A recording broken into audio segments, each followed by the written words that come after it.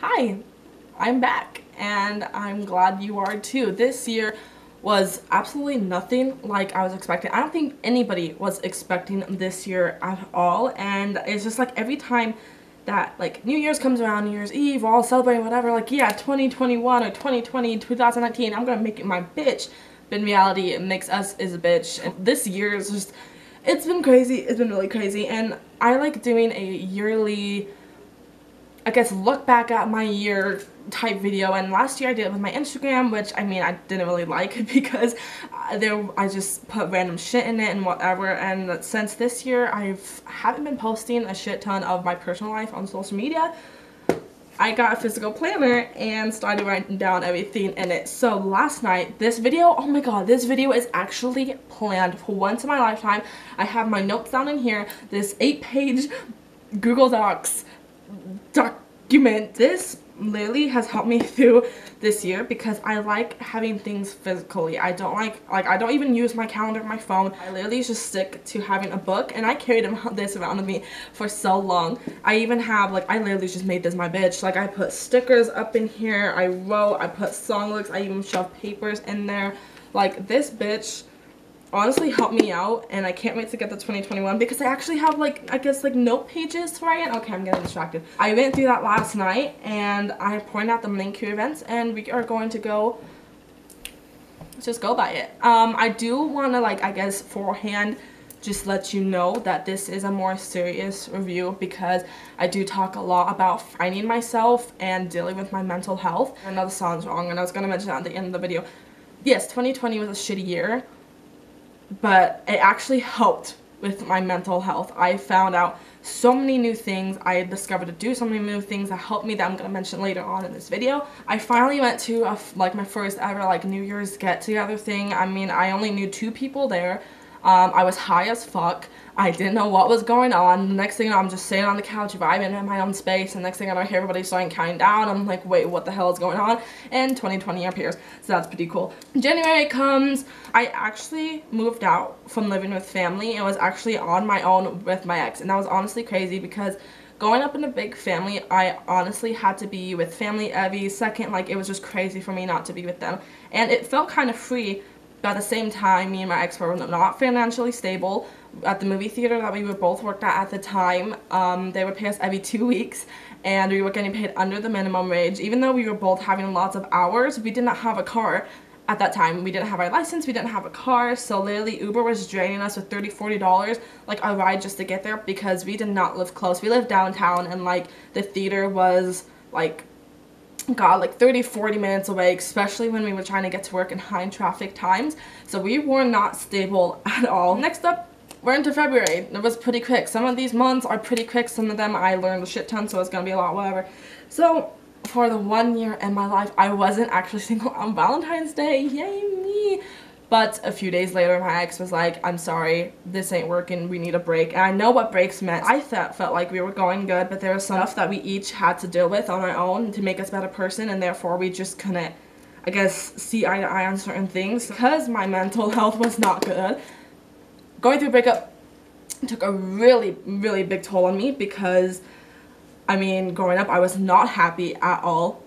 So when I felt like something good was happening to me, I was like, oh my god, this is great, something good just happened, my mood just busted up, so, and then it's small, it doesn't matter how big, an event would come and just destroy me, affecting my mood, and I had felt like I was starting myself back up with my happiness. Didn't know how to react to my first big breakup. I never took care of my mental health when I was younger. Every time something bad would happen to me, if a person did something to me, I would automatically feel hatred towards that person. I would hate everything they do. I couldn't stand being around them. I was just like, yo, this person's a bitch, whatever. I was scared to be around him because there were times that if I was on the phone with Courtney, he would tell me to hush. I was scared to be seen in front of him because I was afraid of getting abused. Even though he never laid a hand on me, I was still scared. And I couldn't get away either. We were still sharing a studio apartment. I was on one side, he was on the other. We literally worked at the same job. I had no friends. I was a completely new state, and all I did was work. So I didn't have time to go out and do shit or to do socialize because I'm back then I was if I'm going out and do something, I need to do this with other people so that I feel confident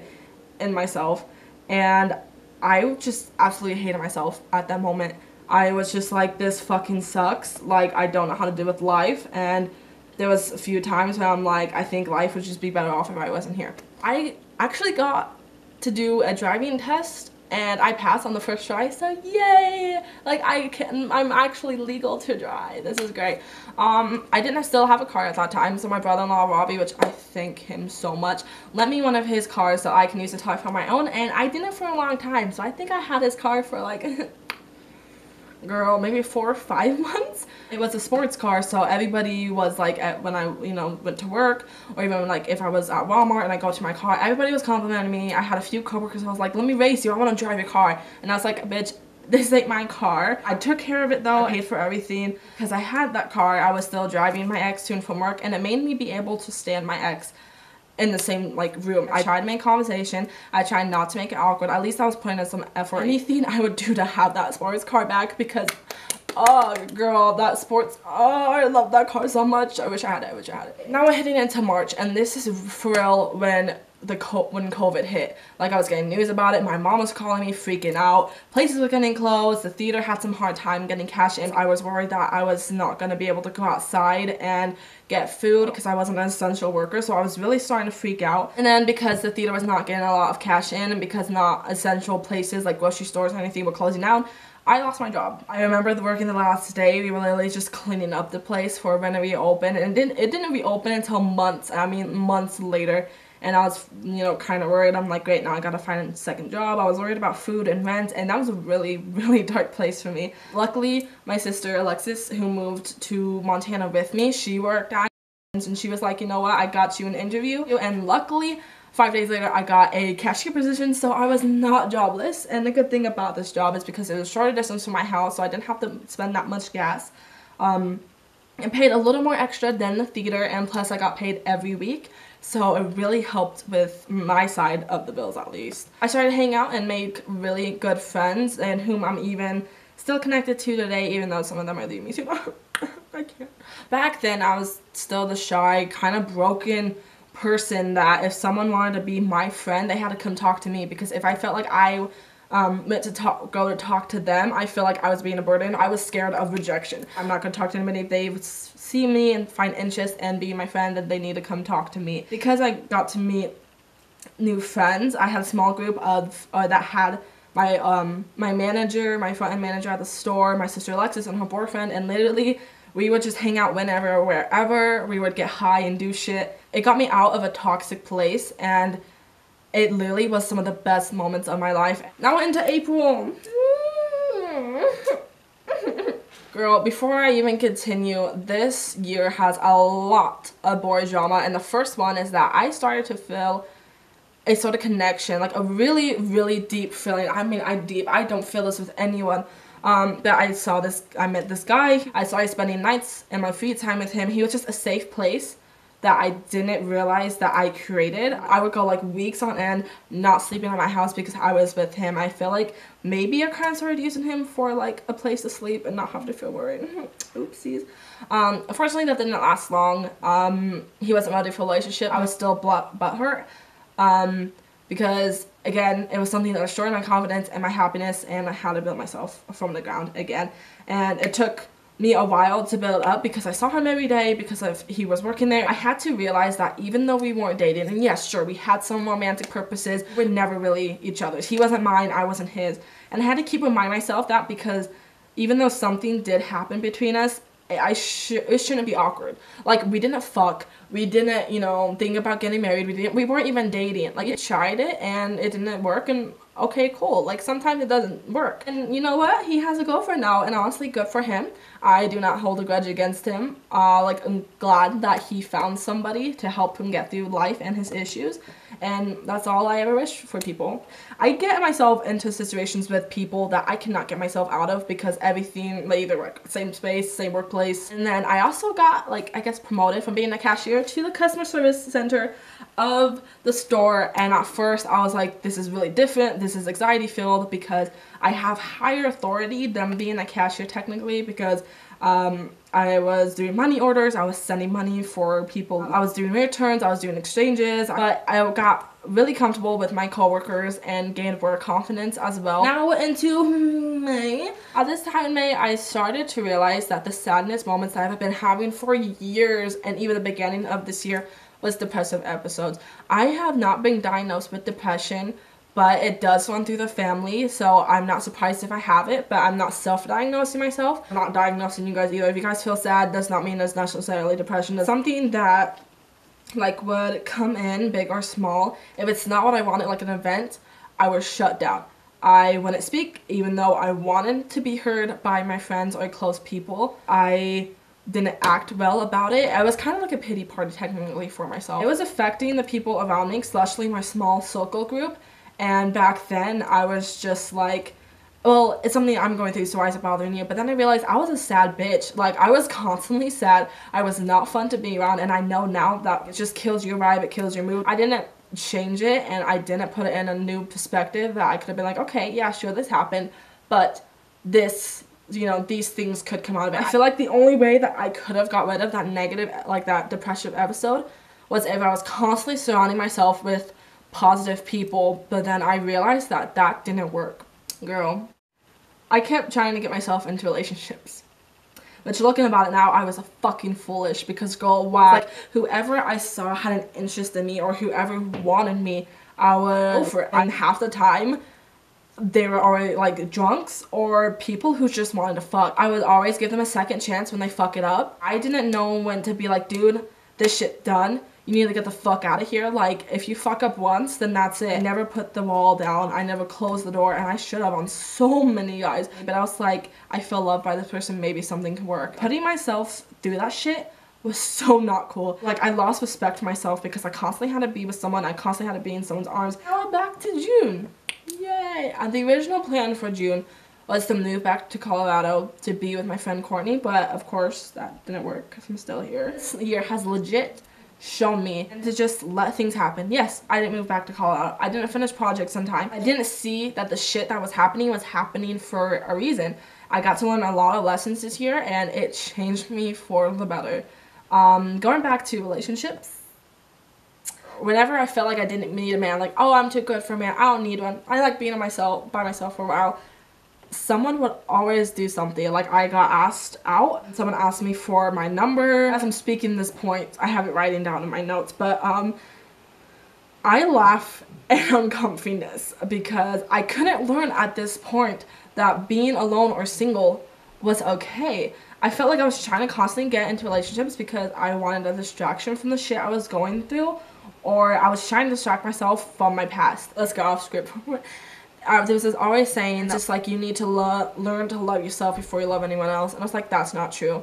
And there have been circumstances when I'm with somebody and I'm starting to lower myself slowly through them. But I know now, learn to love yourself and appreciate and to heal and to just get a better perspective on life. You need to be alone, because when you are with someone, that's it. Your time is gone. You don't have time to reflect because you constantly want to be with that person. You don't have alone time after you are with somebody. It is not there. And I know that now, and honestly, I'm so glad I figured that shit out. Now we are in July, and at this point of the year, I felt like the closest people next to me were using me for shit. I felt like they're like, hey, can you do this for me? I'll do this for you. And they never do. I just felt like I was just the person who couldn't say no to shit. So they were like, oh, I'm going to ask you for basically everything. And I didn't like it. But at the same time, I was still too scared to change it up. It kept me quiet, and I just didn't bring it up because I was scared of losing someone. Again, it's back to that being alone situation. And now here comes again to my love life.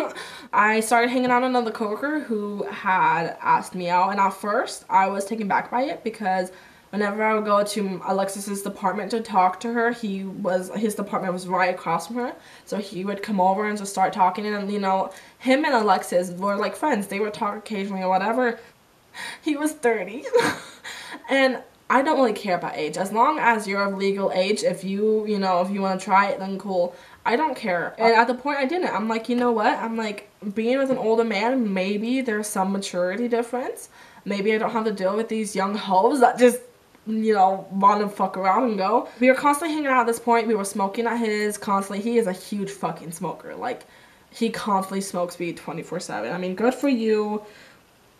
I mean, I'm that way now, but at the time I wasn't. Oh, I took one hit and I'm gone. Like, I'm gonna pass the fuck out. I learned to do that better now. He was different than when he showed at work. At work, he was one of those guys that's like, I don't give a fuck about anything. Oh, your cat just died? Boo-hoo. Oh, your mother's in jail? Oh, boo-fucking-hoo, and you gotta bail her out. That's your problem, not mine. But when it came to stuff that involved me or just me in general, he completely changed. He was like a soft, mushy guy, you know? He only showed that side to certain people, not even his roommates. Like, he was a bitch to his roommates sometimes. I'd be like, babe, what are you doing? Like, come on. We started dating in August, and we lasted for a few months. And now we are in August. Wow, that was a good transition. Good job. I finally got my first car. Yay! You know, Maria is a Subaru, and she's wonderful. Did I have trouble closing the driver's door one time because of the winter and water got in the door and kind of froze, so when I opened it I couldn't close it? Yes. Did her battery die when I had to go to an eye appointment and Robbie had to take me to the eye appointment and I had to walk back to work? Yes. Did I get into a small car accident with her? Yes, but she is my baby and I love her.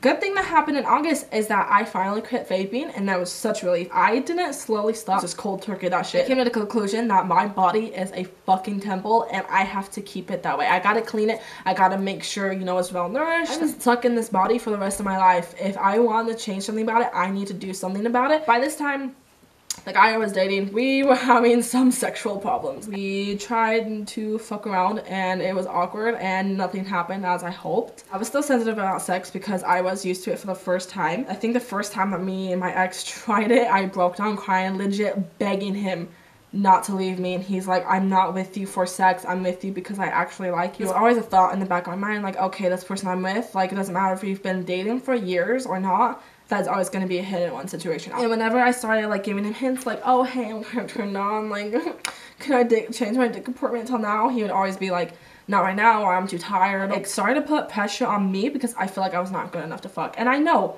I was not good. I didn't know how to ride a dick, but the thing is, how was I supposed to get good if we never even fucked, you know? I was having a hard time trying to feel sexy because I was still uncomfortable about my weight. There was some stuff that I was too scared to do that he wanted to do that I was like, no, we're not doing that. Or there was some stuff that I wanted to do and I was too afraid to ask him. Eventually, I just learned to let it go because at that point, I felt like there was no point in talking to what I felt like it was a brick wall. So this problem continued until we broke up.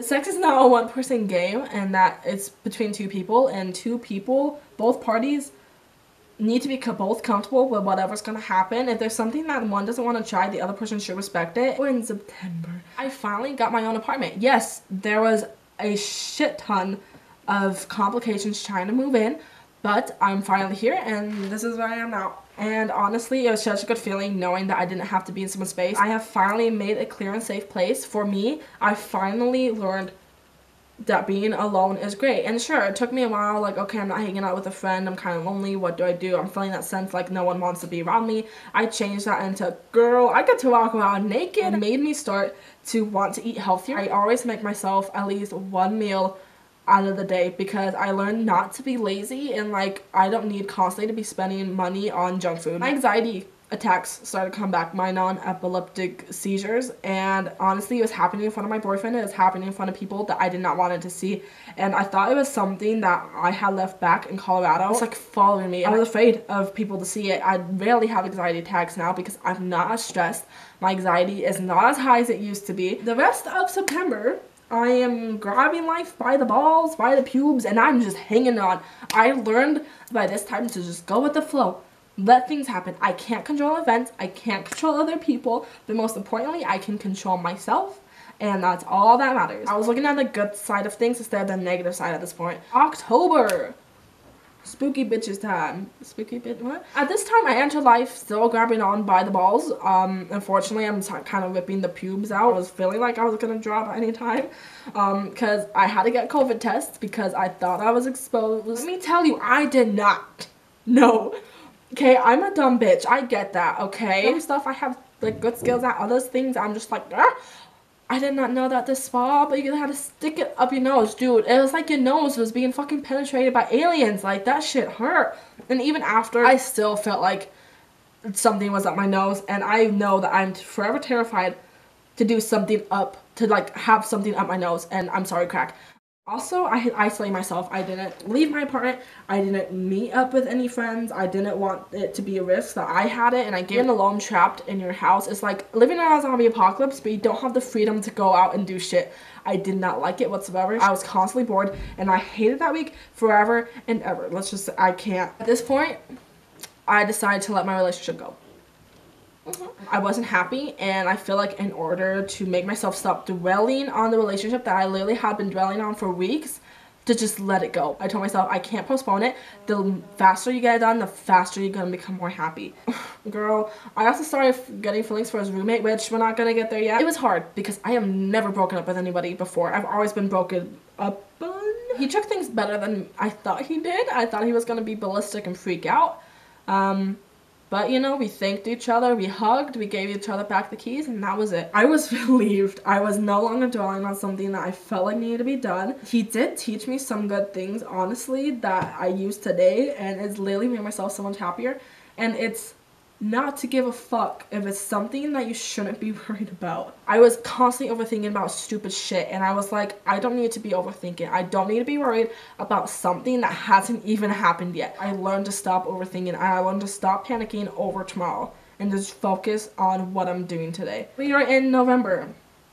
This is the juiciest part of the entire year that I'm about to share. And I started FaceTiming Courtney more. There was a time in the year where she was like, what's going on? Are we still friends or not? Like, I'm really concerned. We both crushed our friendship. She's the only person friend-wise that's been through me through everything. I'm like, I still need her. I started FaceTiming her every night. You know, when I came home, I would tell her about my day. She would give me so much advice, and I'm so stupid. I didn't take any of it. I should have. I love you, Courtney. I love you. We're gonna get back into this shit. I started messaging my ex's roommate, who I had feelings for, and I shouldn't have done it, but it's whatever. It happened. Cool. We started hanging out. He celebrated my 19th birthday with me. I thought maybe we were going to date. He ended it thinking that friends with benefits was okay, and we only hung out if I texted him first. Sure. The sex was great. I was fucking living for it. Oh my god, I literally had that right down.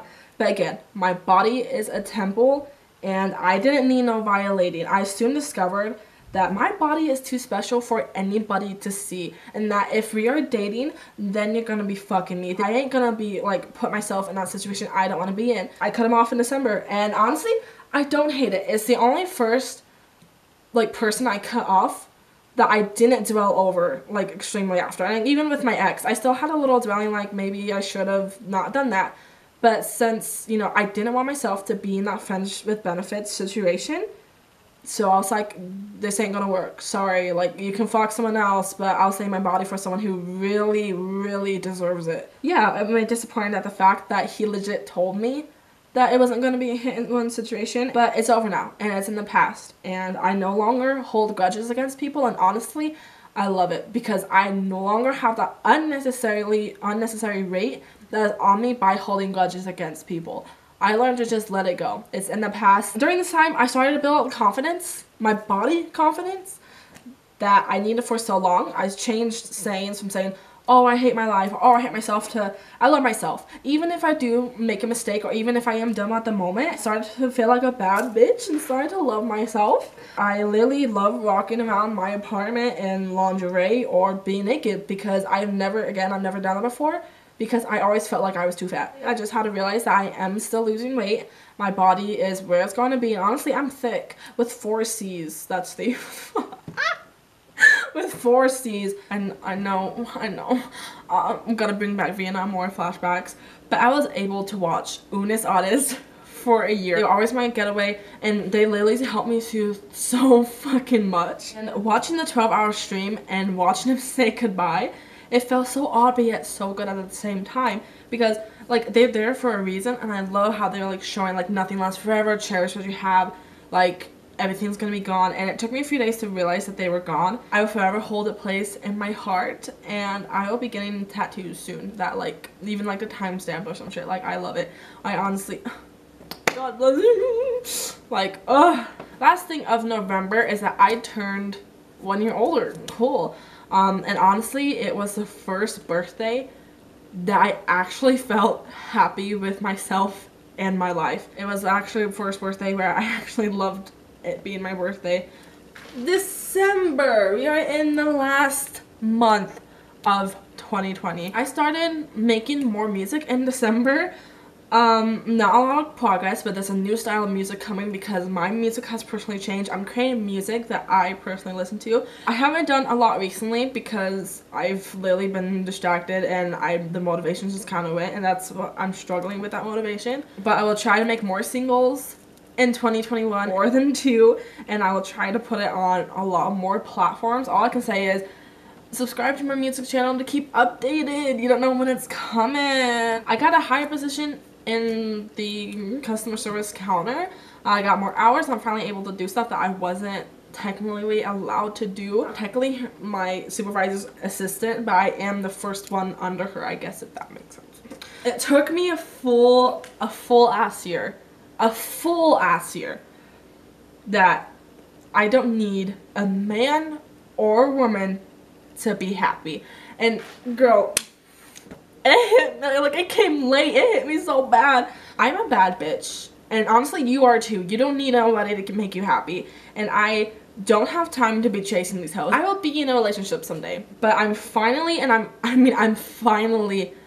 the point that I'm not worried about being alone right now, or I'm not worried of waiting for this person into my life. I'm not impatient that this person hasn't entered my life yet. They are coming whenever the higher being's like, hey bitch, you need to get in that girl's life right now. I'm a fucking goddess, and I am a very special person to have, and whoever my future person wants to come in, I'll invite them in with opening arms. But for right now, I'm cherishing my time alone. I'm still working on myself, personal growth.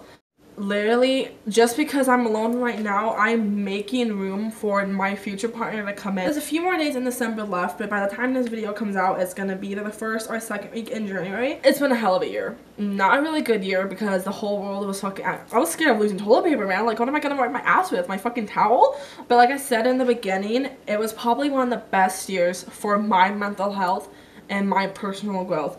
I have learned so many new things. Like, all my life I was a shy, broken young girl who went through so much shit throughout the years, and this year I actually feel happy with myself. I no longer hate the people who did me wrong, and that is so weird to say, but I appreciate those who have done right to and for me. And I love how they got to witness how I grew up. I didn't change. I just realized it's time for me to grow up. Let's do it. Don't hate my father. Do not hate the boy who fucked me up, like literally fucked me and then fucked my mental state up. I don't hate my exes. I don't have a problem with turning people down or the other way, which was a huge problem to me. I don't have a problem with saying no anymore. Like, I'll say no straight up to your face.